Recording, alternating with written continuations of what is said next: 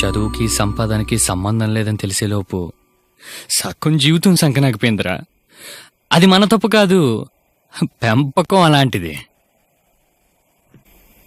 బయట ఫ్రీగా తిరుగుతున్నారు, మనకే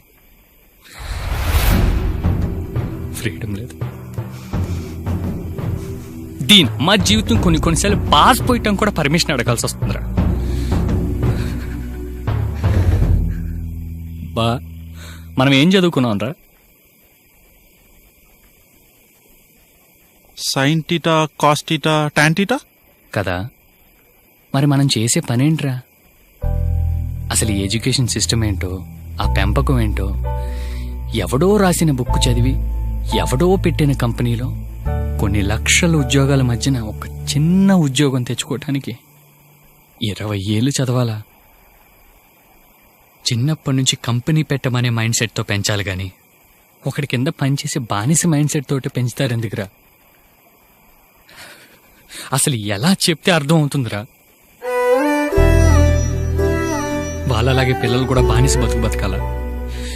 ఏమన్నా అంటే మన మిడిల్ క్లాసు, మన బతుకులు ఇంతే, వారానికి ఒకసారి చికెన్ తినాలి, పండగ వచ్చినప్పుడే కొత్త బట్టలు కొనుక్కోవాలి. ఛీ, ఇదో బతుకు.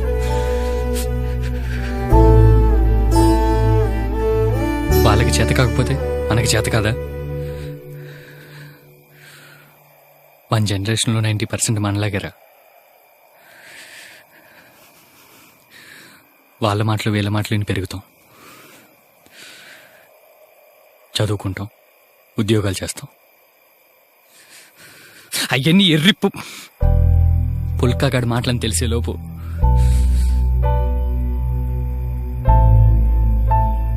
లైఫ్ అనే ఫుల్ బాటిల్లో క్వార్టర్ అయిపోతుంది. అంటే మన క్వార్టర్ని మనం తాగకుండా పక్కింటోళ్ళు ఎదిరింటోళ్ళు తాగేశారనమాట.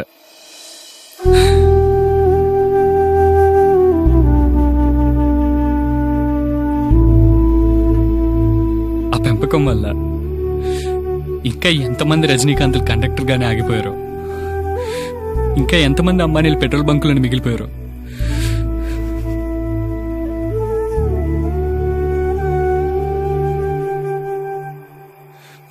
పసిపిల్లాడికి పాలు సరిగ్గా ఇవ్వకపోయినా పర్లేదురా, కానీ మాటలు నేర్పించేటప్పుడు బుజ్జి, చూడు చూడు, ఇది అమ్మ, ఇది నాన్న అనే పదాల కన్నా నా ఇష్టం అనే పదం ఫస్ట్ నేర్పిస్తే 127 కోట్లలో కనీసం 100 మంది సచిన్లైనా ఉండేవాళ్ళరా.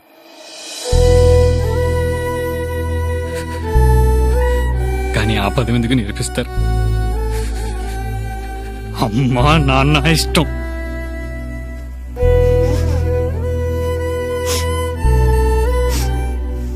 అది మాత్రమే నేర్పిస్తారు.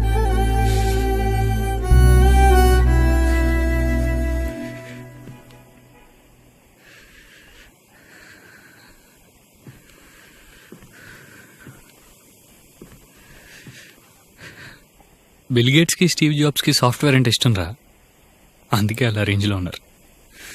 మరి మనకేమి ఇష్టం? మన ఇష్టాన్ని అడిగేది ఎవరు, చెప్పినా వినేది ఎవరు?